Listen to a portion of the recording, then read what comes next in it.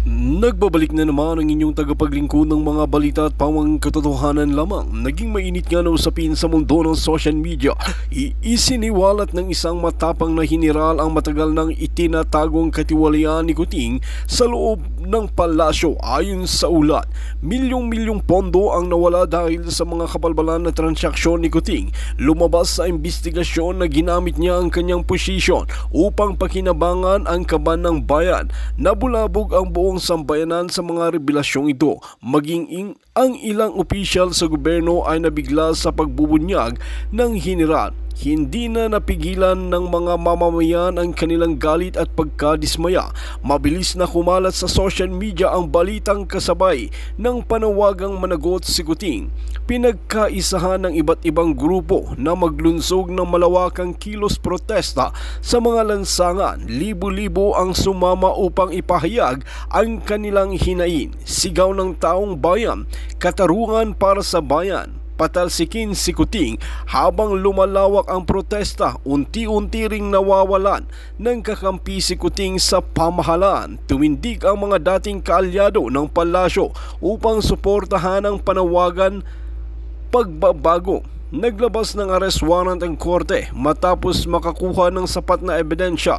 Si Kuting ay nagtangkang tumakas, ngunit agad na talagang pinigilan nga ng otoridad. Sa wakas, nabigyan linaw ang katotohanan at nagsimula ng manumbalik ang tiwala ng bayan sa hustisya.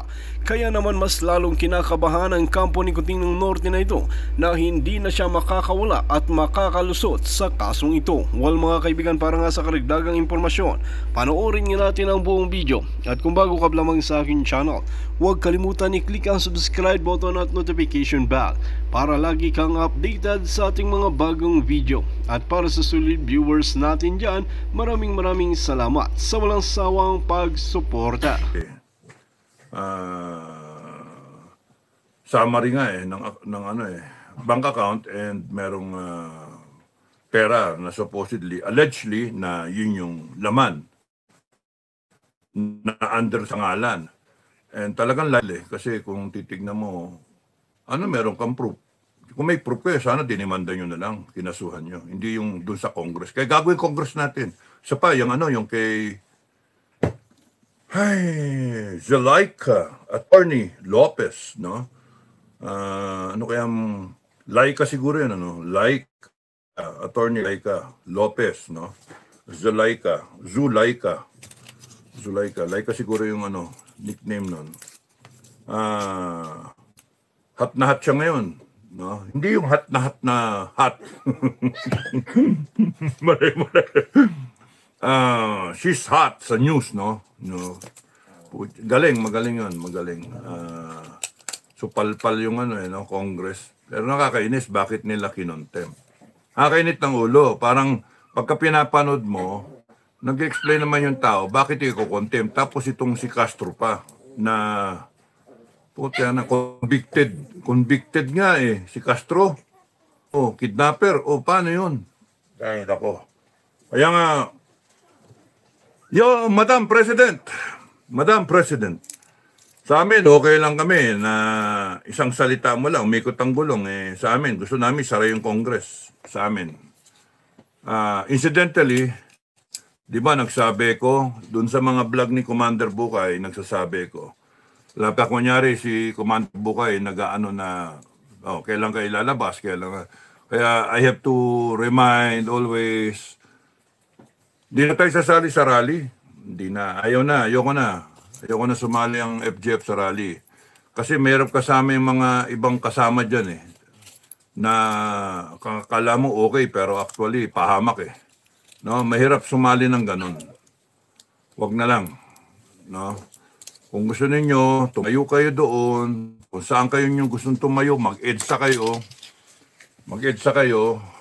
Bahala kayo, mag-EDSA kayo, magsisigaw kayo doon, mag-iiyak kayo sa kalsada, maglumpasay kayo, hintayin nyo yung armed forces na lumabas. Paano lalabas yung armed forces? Pinagmumura ninyo. Pinagsasabi ninyo, mga bayaran. Yun ang hirap Panay mali ang mga vlog. Mali. Ilang beses na dinuduro yung armed forces na ganyan. Brownie, putang ina yan. Nakakainit na ulo. Kasi kahit yung kunyari ikaw mababa ka, yung chief of staff mo, ginaganon, o kaya yung commander mo, ginaganon, magagalit yung armed forces, magagalit yung mga tao. Kaya kami nga ni Commander Bukay, pinipilit namin na go between kami na nagsasabi kami, wag niyong anuhin yung armed forces. Wag niyong kutyain, wag niyong i-assume na hayaan niyo, may sariling isip yan. Galing kami doon sa loob, alam namin yung niyan. Kung baga sa sila, nahirapan din sila. Kating-kating na yan eh. Gustong-gusto na nga nila eh. Pero wag ninyong wag ninyong yung ipe-pressure kasi baka mamaya mabuisit yan, tumayo sila and then sila na. Iyak kayo. Military junta o paano? No? Wala. Anong gagawin nyo pagka kunyari nag-take over yung armed forces, sila na? Para sa mga Marcos, mas gugustuhin nila yon. Talo rin ang Duterte. Tama? Panalo ang armed forces, panalo Marcos kasi hindi naman nagkaroon ng power kasi tanggal si Marcos, armed forces ang akyat o magpatayan ngayon. Perpetuate themselves in power, di ba? So, huwag nyo nang, hayaan nyo. Kung gusto nyong, kung asar na asar kayo, tumayo kayo. Huwag nyo kaming asahan. Kasi after nung nangyari nung KJM na yon, ako mismo, ayoko na. Kami, on our own, nagpahanda ako ng tao. Alam ng langit yan, mamatay man ako ngayon, tamaan man akong kidlat ngayon, atakihin man ako ngayon. Yan ang instructions ko kay Commander Bukay, maganda ka ng tao. 2 milyon ang hihanda mo sa buong Luzon. Huwag nga, standby yung Visayas, Mindanao, walang tatawid. Kaya na yan ang Luzon. Yun yung totoo. Nagpanda ako 2 milyon. Kung kaya. Tapos standby lang, standby. Walang yung standby bang walang plano. Kasi yung pagkaganyan kasi, pagka ura-uradan kahit walang plano, sa totoo lang. All it takes is a commander saying, sige, labasan tayo, makita-kita tayo doon, patay kung patay. Ganun lang yun. No? May sinasabi, yung sinasabi sa inyo ni Commander Bukay is ideal scenario. Pagplanuhan, 6 na buwan, o pwede ba, 1 taon, sa totoo lang, ang tagal na nyo iniisip. December pa nga, di ba, yung manifesto, tatandaan nyo, pirma ako, manifesto, withdrawal of support, and ang kinikilala ko ng presidente, si Sara Duterte. Okay. No, Inday Sara, yung manifesto, tandaan mo, Madam President, ang kinikilala kong presidente, after that withdrawal of support, is Inday Sara. Ngayon, iba, nag-vlog na, ayan na, ngayon na, now na, kasi bangag, kaya, sige, nadala kami doon, sige, labas na natin. We felt responsible, we felt na there was a need na tumayo, in the absence of leadership, tumayo kami, doon sa libingan ng bayani. Nauto kami ron, kami doon, nabuta kami ron o wala, kaya nga, Commander Bukay, magtayo na lang tayo ng guerrilla. Total, meron kang Vanguards of Democracy, meron kang dating grupo, something to begin with. Tignan mo kung sinong gusto sumama na mag-guerrilla na lang tayo. Walang politika, ganun ba? 6 na milyon yung Vanguards of Democracy niya. So, isa-isa niya. Ang unang mga pinagagawa namin ni Commander Bukay, basically, is maglagay ng mga commander. Okay? So, kinumpleto. Over the weeks and months na sumunod, kinumpleto. Kaya nung unang sinabi ko, binlag ko yan, 180 na. Totoong 180 yon, all right yon. Kasi hindi naman ako magsasalita ng saywar-saywar ba't para niloko yung sarili ko. 180 tapos ng 400,000. Yun yung mga affiliated na mga grupo. Kasi yung mga unang grupo dyan, yung mga Eagle Eagle. Kasi kilala ko na yung mga commander. Iba pala, nanonood sa akin sa Pinoy Survivor, no? Nanonood. So, madali na, kasi, si Pinoy Survivor, yan, no? Yun na, kaya madaling sumali. Kasi identified, nakaka-relate sila, no? And then, later on, may mga senior ko sa academy, sumali, may mga mista ako, may mga kasabayan ko, ang ganun ba. Iba, never kong inabot eh. Kasi nung umaalis na ako, doon pa lang sila umaano. Ang common driving namin is yung purpose ng FGF. Protect the family, protect the barangays, and then by doing so, we are helping the armed forces and the PNP. We're not going to overthrow government. Ganon kasimple. So, hinay-hinay, walang politika kasi iba-iba yung yung pananaw ng grupo. Nirespeto namin yung Maka Marcos, nirespeto namin yung Maka Duterte. Respeto namin yung mga neutral na Pilipino. So, yun, ganun tayo. Kaya nga, may mga times naman na I'm trying to justify why we're leaning towards the Dutertes kasi nga may mali eh. Actually, we're not leaning towards the Dutertes eh. Ang doon, we're leaning every time towards the Filipino people, what is right, what is just, what is true. And we are against corruption. So any politician who is not upholding the Constitution and resorting to drugs, no? Drug money, o kaya nagnanakaw, corruption, o kaya abuse of power, kalaban. Ang pananaw ko doon, kalaban. Because they are depriving the Filipinos yung tama na gobyerno na inaasam ng mga Pilipino. So malinaw malinaw. Kaya sinasabi ko lagi, pagka lumahok tayo sa politika, mawawala tayo, pwede tayo mawala. Pero pagka ang habol natin, Pilipino, yung kapakanan ng mga Pilipino, hindi tayo mawala. Okay. Pero dahil dun sa, talagang sama ng loob ko dun kay JM eh.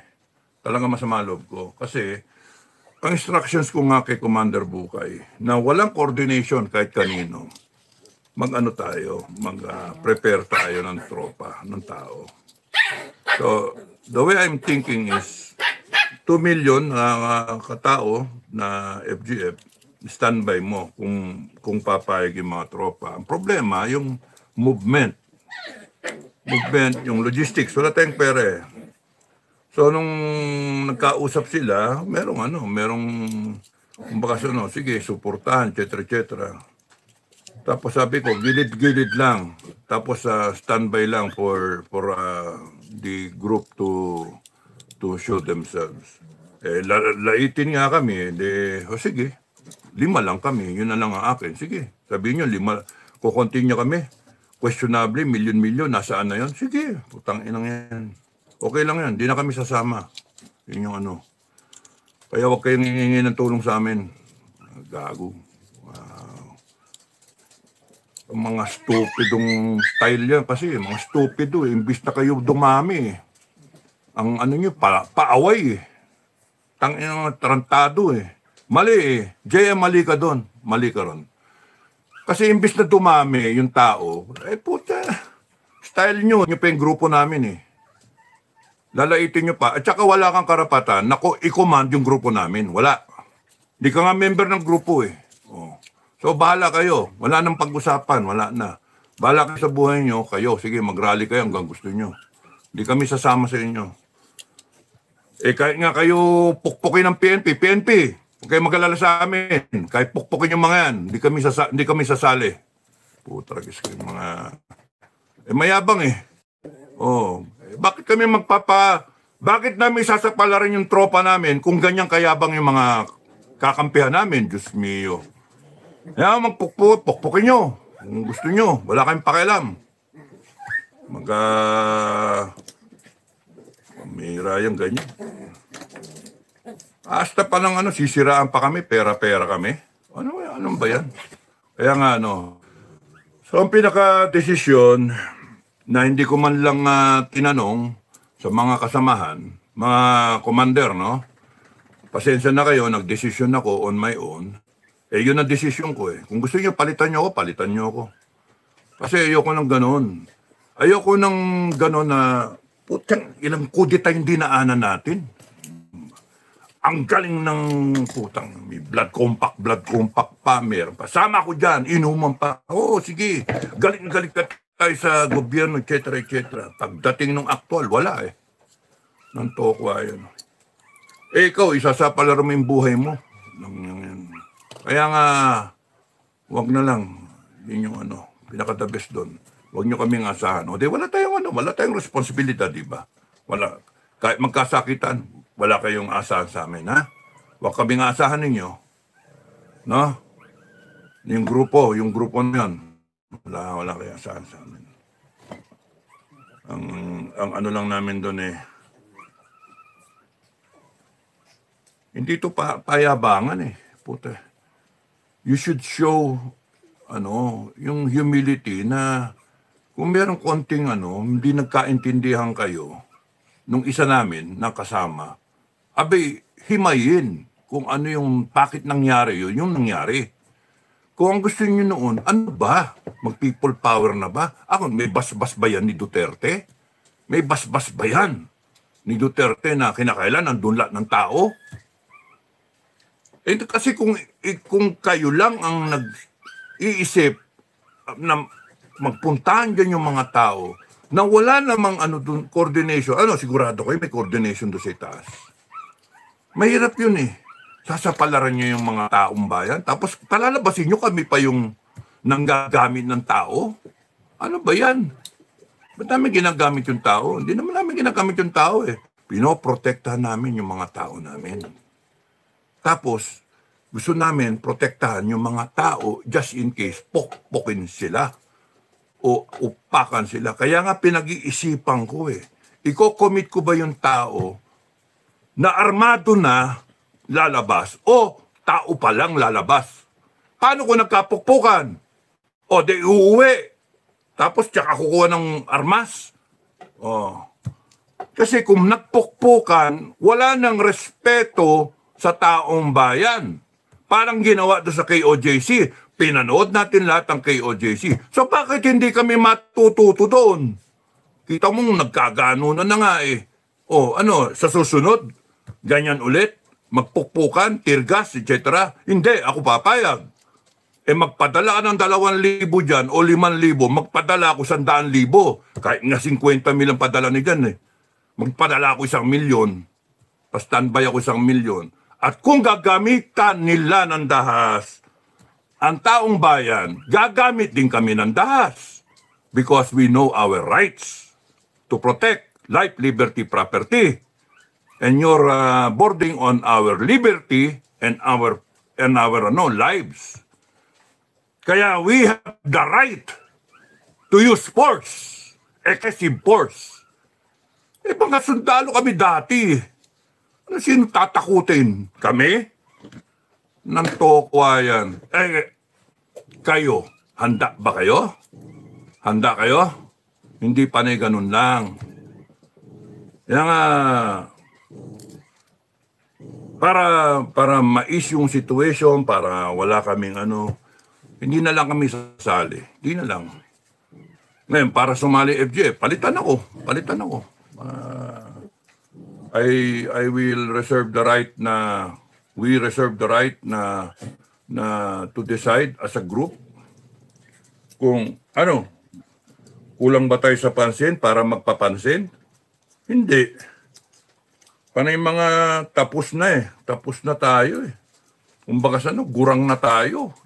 Jurassic na tayo. Kumbaga kulang na lang tayo ilibing Yung iba sa atin, parang bangkay na nga eh. Iba nag-ano na eh. Nirarayuman eh. Iba may mga sakit na eh. Iba diabetic na eh. Pero iba nga 75 na eh. Pero handa sila lumaban.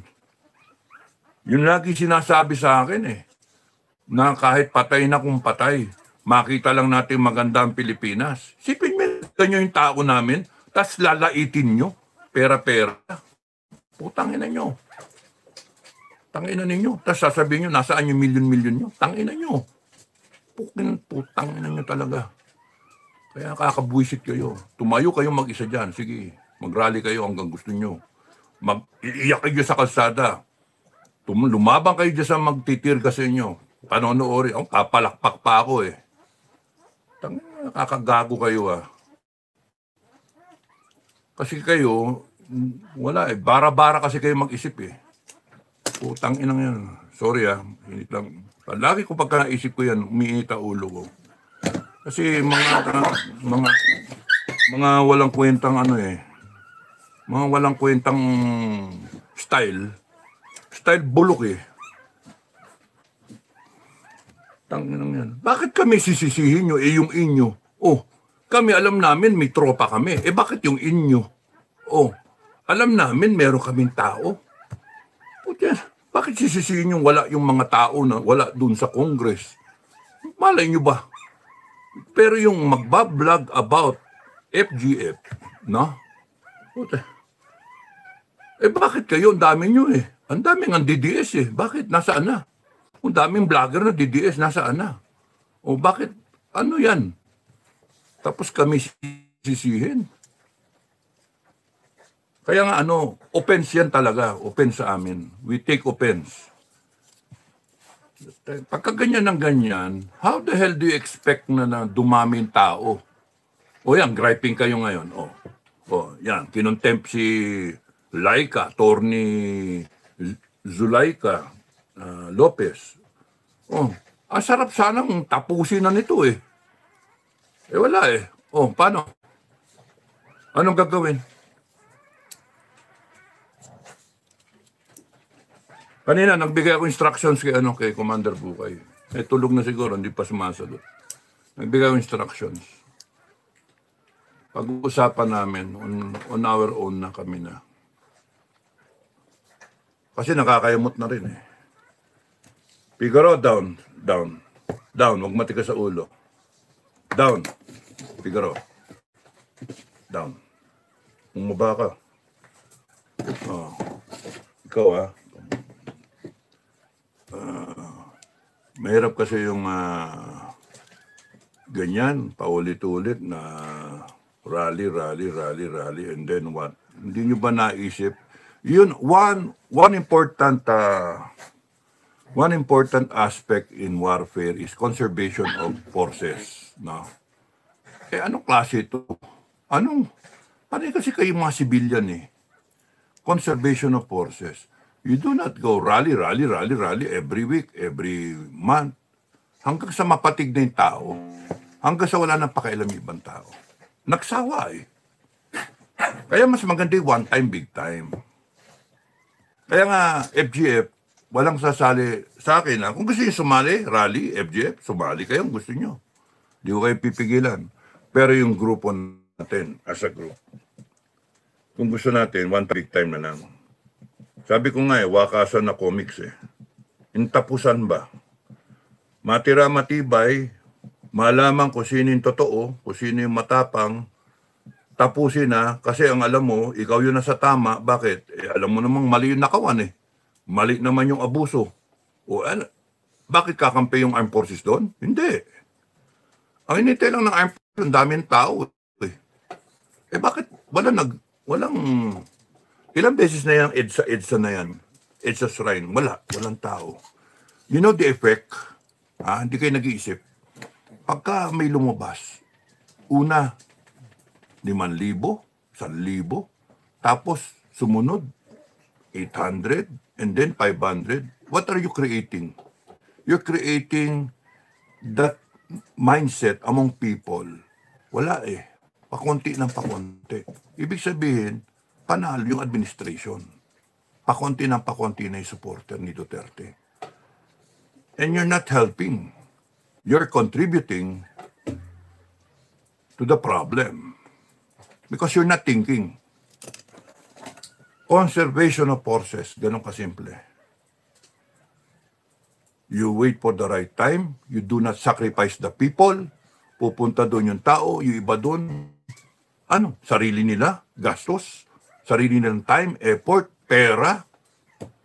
Yung iba doon, may mga t-shirt, coordinated, may mga t-shirt, ano yan? And then what? Paano yung iba? Walang t-shirt, walang walang pasahe, etc. Mapapagod yung tao. Ayan, pagod na eh. Busit na busit yung tao, pero at the same time, pagod na pagod yung tao. Stress na yung tao. Tapos, walang tatayo. Walang lalabas. Do you think kayo na mga leader, kaya nyong i-master yung tao? Do you have that credibility? Wala. Kasi wala eh. Tinry nyo na eh. Sinubukan nyo eh. Wala eh. Nasaan yung 100,000? Sabi ko nga kay Commander Bukay, imagine ko 100,000. 100,000 will do it. 100,000. 100,000. Kasi it creates that perception eh. Mga Duterte na kayong mga DDS pro Duterte. Just to ay buhay ko. Saan ba? Commander Bukay.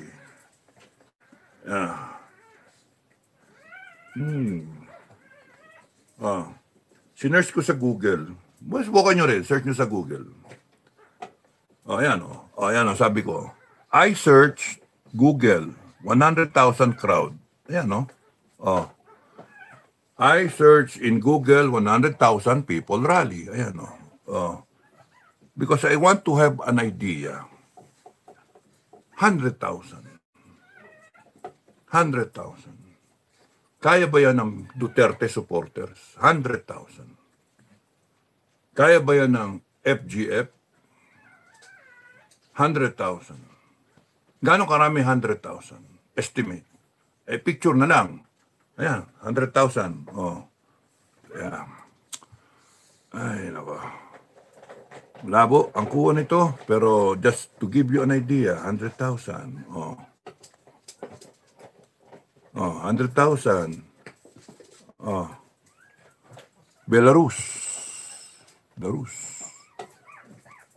Trump rally, 100,000. 100,000.